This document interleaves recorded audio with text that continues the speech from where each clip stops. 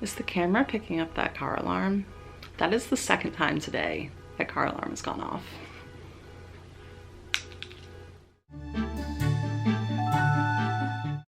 Hey guys, welcome back to my channel. My name is Kayla and I'm gonna be attempting a romance novel reading vlog. It is Monday, February 13th. So like tomorrow's Valentine's Day. And I haven't finished a romance novel yet. So that was a bit of a mistake. Starting this vlog a little late, which is fine. I've been busy and life has been kind of hard. I don't want to get into it. It's not the vibe of this video.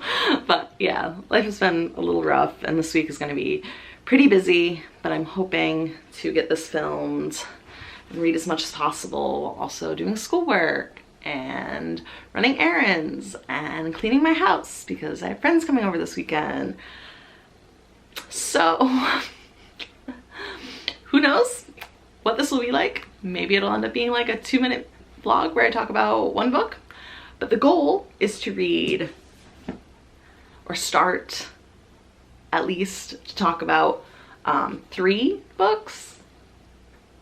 I think I'm being a little overly ambitious, but like I want to have 3 different ones so that if like I get like over one of them, I can switch to another one. I like to do that sometimes. Usually I have like an audiobook and a physical book, which I also have audiobooks to listen to, but they're not romance novels. Or like a fiction and a non-fiction or whatever. But I'm gonna try it with 3 romance novels, I guess. So the 3 books are, I've talked about them in like my February TBR, but is Get a Life, Chloe Brown. I'm excited to actually read that. And then Slippery Creatures by KJ Charles. It's like, it looks like it's gonna be kind of a quick read because it's very thin. So I love a quick read. And then I've actually started, and I got it from my library, The Bride Test by Helen Hoang. I went to the library. I was originally looking for The Kiss Quotient, but like they didn't have it. So I was like, I'm pretty sure these are like, you can kind of read any of these 3 books alone. So I'm excited about this one. I started it. I'm like 60 pages in and I love it. Like the writing is so good. It's so funny. If you don't know what these books are about, is they're basically about like neurodivergent characters. Like one or both of the love interests are, like the main characters are neurodivergent. So in this one, it's the male main character is autistic. So that's great. And and it's like, yeah, it's just really cute so far. And I love that it's, yeah, basically his mom, the main character's mom, like, is like, you're 26 and you've never been in a relationship. And he's like, well, I don't believe that I can love people or whatever because he doesn't experience big emotions like that. So his mom goes to Vietnam, which is where they're from, and like finds basically like a bride for him. She's like, and brings her back to America and is like, surprise, this is your bride, you're gonna live together, and if at the end of the summer you hate each other, she'll go back, but maybe you'll fall in love. And it's a romance novel, so I think they're gonna fall in love. Just throwing it out there. But it's really cool because it's like back and forth, different POVs, so you get to see both of them, and they're really interesting. And like the cultural differences on top of like the neurodivergent differences are actually like really, really interesting. I feel like I'm like learning, which is like a weird thing to say, but I don't really know that much about like Vietnamese culture, so I feel like I'm like learning it through this character, so that's fun. But I don't think my doctor changed my medication dose from 54 milligrams to 36, and I don't think it's enough, but I also like don't want my heart to explode. So feel like this one, or maybe it's just I've only taken it like 5 or 6 times since getting the new dosage, so maybe it's just like I haven't fully acclimated to it. My brain just feels very quiet and like slow in a way that like I mean, like one of the good things about ADHD meds in general is they make your brain a little quieter, a little slower, a little, I was watching some video where someone said they had like 17 tabs open and 3 of them are loading and one of them is playing music but you can't find it. So that's like the default, and obviously I don't want that, but I feel like right now like my browser's not even opening and I'm like, am I gonna have to like download Firefox to get things to open here? So I'd love like a tab to open. So, but my heart rate I think is normal. Let's see. Yeah, my heart rate's only 93, and usually like an hour after I take my meds my heart rate would be like much closer to 100, and it's 93 right now because I just like feel awkward like filming. I really don't even know what I'm talking about anymore. So yeah, off to run errands, off to do some stuff. I'll check back in when I'm reading this or if I start any of the other 2 and want to give you thoughts, but yeah, okay.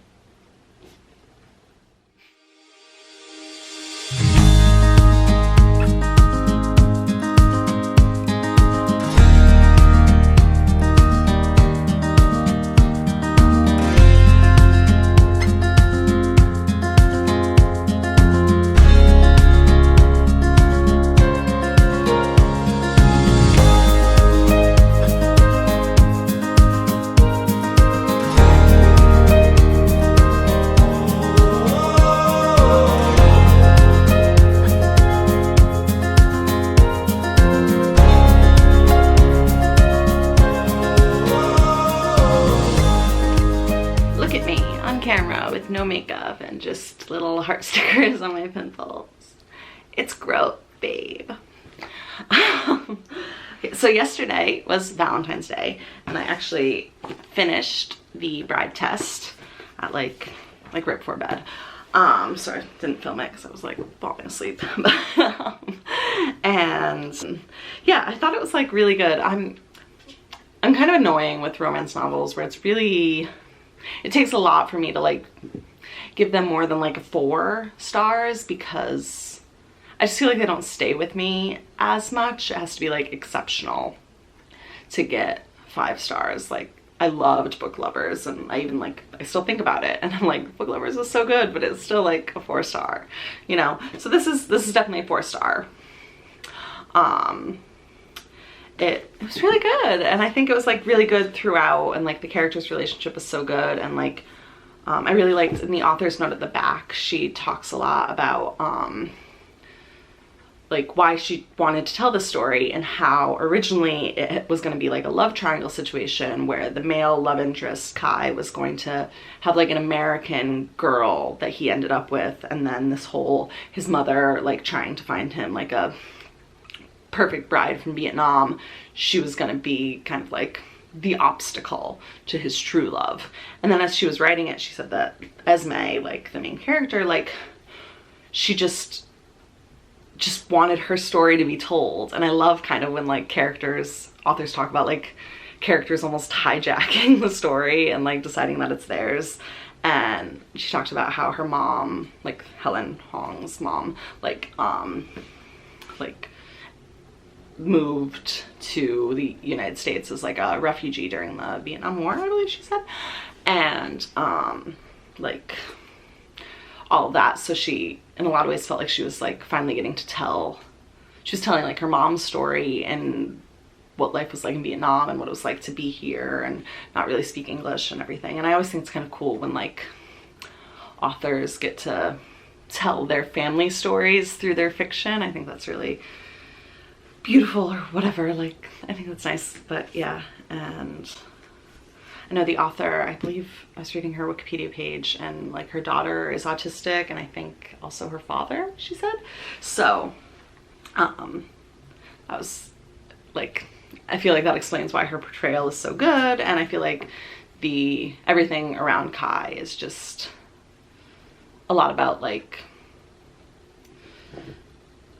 the stereotypes of autism and a lot of the stuff that he's kind of like internalized, like this idea that he can't like feel feelings, like that he can't like experience like grief and therefore can't experience love and all that kind of stuff. And it talks a lot about like kind of delayed grief, which is like a big thing with like neurodivergence in general, because sometimes they struggle with like processing emotions or like object permanence. So this idea that this person is gone is almost like can often hit people, especially people with ADHD, which is different of course, but can hit people months later that like this person is really gone.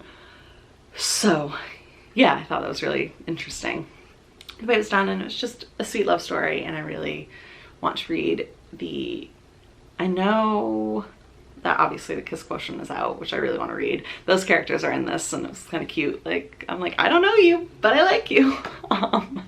And I think the Heart Principle is also out, or just came out, maybe last year, or like early this year. Who knows?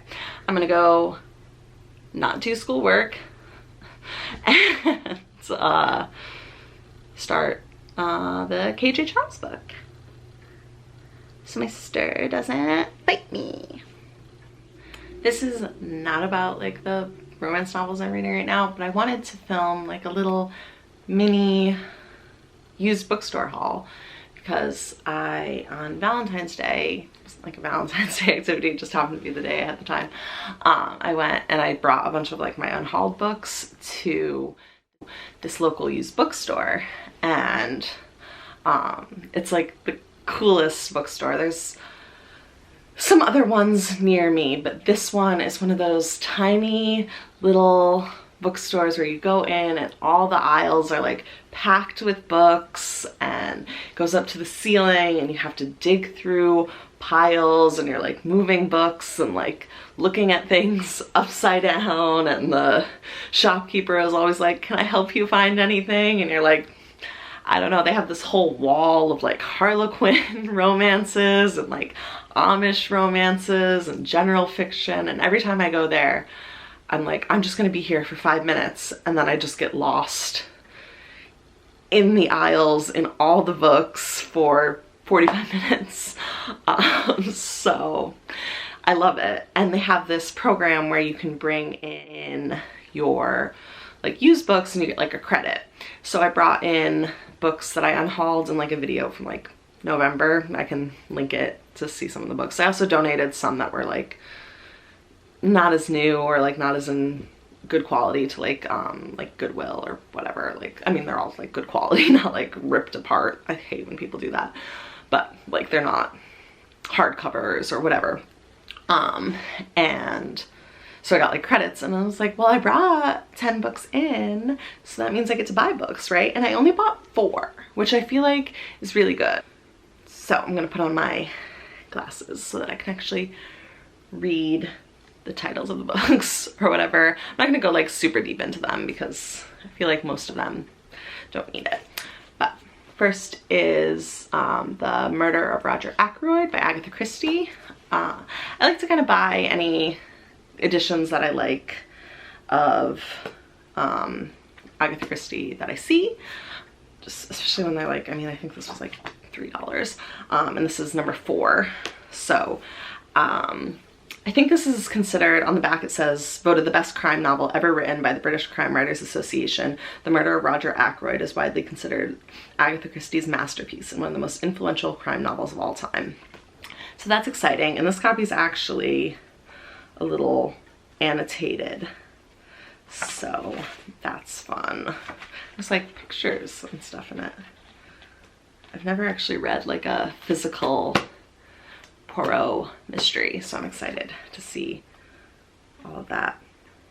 What else do I have? Oh, I have My Brilliant Friend by Elena Ferrante, which I've heard a lot of people really like. I think it is kind of a series. There's like 3 of them. This one is about their like childhood and like adolescence, and it basically just follows two best friends, Elena and Lila, in the 1950s in Italy, Naples specifically. And I think it's kind of just like a book kind of about nothing except the friendship between these two women, and I love female friendship, so that's great. I also got The Roundhouse by Louise Erdrich. I should learn how to pronounce that correctly. Which is like a National Book Award winner. I think it's considered her best also. And it's basically takes place in 1988, which is the year I was born, so pretty excited about that. A woman living on a reservation in North Dakota is attacked, and then it kind of follows her son and his friends trying to get like answers of their own, and yeah, the quest takes them first to the Roundhouse, a sacred space and place of worship for the Ojibwe, and this is only the beginning. So I'm very excited to read that. And then the last book is My Year of Rest and Relaxation by Otessa Moshfegh. I always feel like I pronounced that wrong. I feel like everybody kind of knows what this is. I feel like in 2022 everyone was really into that like sad girl book thing, and this is one of those where it's just kind of, it's a shocking and strangely tender novel about a young woman's efforts to duck the world by embarking on an extended hibernation with the help of one of the worst psychiatrists in the annals of literature and the battery of medicine she prescribes. So yeah, that's fun. Also, today is Thursday, February 16th. I've started Slippery Creatures by KJ Charles. I'm 6 or 7 chapters in.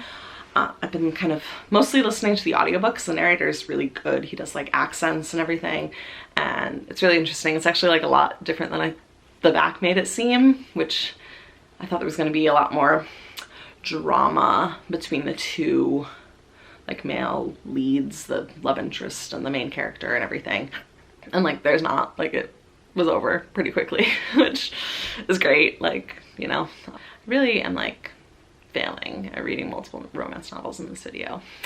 This has kind of ended up just being like a weekly vlog more than me reading romance novels, unless you count the one romance novel I read. But, you know, I'm not really like 2 books a week is really like maxing out my ability. I will check in tomorrow morning or later today or something with my final thoughts on what I've read and how much I've finished of anything, and that'll be that. So finally time to wrap up this vlog. I wanted to post it like last Friday, but it is Monday morning. I don't know what the date is, 19th, 20th, whatever Monday is. And I'm probably going to actually post it today. It is like a gloomy day out, so I have like a ring light on, so that's why I look kind of washed out and weird. But anyway, so I think last time that I talked to the camera, I had just started Slippery Creatures, which I have now finished. Actually, I believe I finished it Friday. Like, I could have gotten my shit together, but last week was crazy. The fact that I filmed anything or edited anything is a freaking miracle. But yeah, so I finished Slippery Creatures. As I was reading it, I was mostly listening to the audiobook. I'd say like 75% of it I listened to the audiobook and then read the other 25%. As I was reading it, I was like, this is gonna be like a 3.5 star situation. I was like, I like it, but like it's not groundbreaking. And then the ending actually kind of, I would say, bumped it up to like probably a 4 star. I was like, it's good enough where I have the sequel. I was like, it's good enough where I'm gonna read the sequel, but I was like, whatever. But now I'm like, I'm excited to read the sequel. I really loved it. I've never read any KJ Charles before. I know they mostly write like male romances. My sister has been like a big fan of their stuff for years, and then she knows that I love World War I, so and like the PTSD after it. Like one of my absolute favorite shows, if not my favorite show, is Peaky Blinders.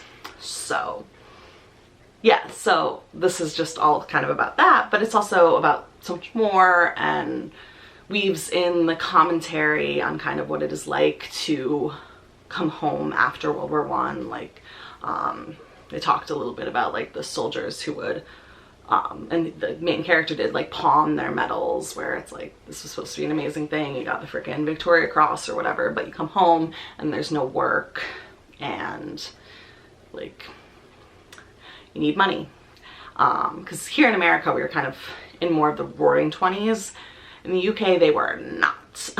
Like things, unless you were like rich or like in the illegal liquor trade, selling liquor to America where we had prohibition, nothing was roaring. Like you were poor and unemployed. But anyway, so I think this book dealt really well with like a lot of like the class divides and the struggles of coming home from the war and having like PTSD and all those kind of things, without like feeling like that was the plot, because it's like, that's more of, you know, like a literary fiction character study kind of thing, and this is like a plot heavy book. But yeah, I really loved it, and I thought that the female characters especially were amazing, like so well written, so cool. And I know KJ Charles she has a couple, maybe only one little series, but that is like a sapphic romance, and I'm like, I'm gonna have to read that now once I finish this. But yeah, I really liked it, and I loved Will Darling. Yeah, loved him, loved Maisie, loved Phoebe. Kim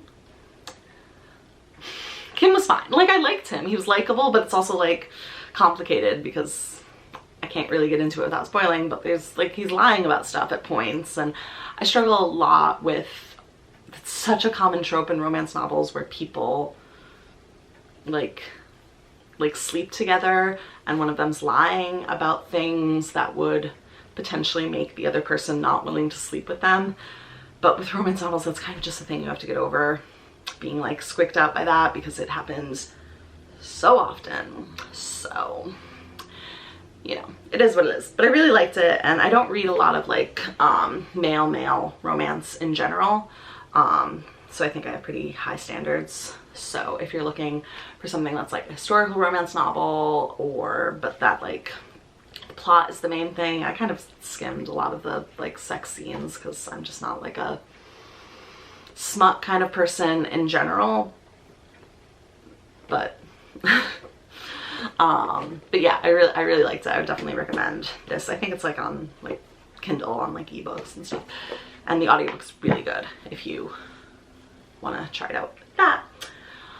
And then the last book that I started this vlog being like, I'm gonna read these books, is Get a Life, Chloe Brown. Probably, I think about 20% of the way through, because it's kind of a quick, big font, quick read, and I love it. I love it. Sometimes I forget like how much I like romance novels, and then in 1 week I read 3 really good ones. I'm like, what am I doing? Like, sometimes I'm just like, stop reading that literary fiction, stop reading books that make your little brain hurt, and just like have a good time. Like, just read little romance novels and just be happy. But yeah, I love the main character. Chloe Brown is the best, and like I really love her sisters, so I'm excited because I know there's like 2 other books in like the series that are about her sisters, so I'm excited to read those. And I am already interested in the romance. It's a little enemies to lovers-y, except they both have like crushes on each other, even though they're like snarky to each other, which I think is kind of my favorite way for enemies to lovers, because I just think it's weird when like grown-ass adults have like an enemy, like, but like disliking someone almost because you like them, I feel like is like, yeah, we've all done that. but yeah, so I really like them, and this is just, it was fun. Like, this past week has been kind of rough, and I'm glad that I had kind of romance novels to read instead of trying to tackle some like heavier books. It was nice to just kind of enjoy things that were happy, and like I didn't really do anything for Valentine's Day. We're not like big like going out people. So yeah, just like I just read romance books and like, oh my god, like love. So that was really nice. Yeah, that is going to be the end of this vlog, finally. And, God, so thank you so much for watching, and let me know if you've read any of these books, or if you've read The Kiss Quotient or Take a Hint Danny Brown or any of the other ones in these things.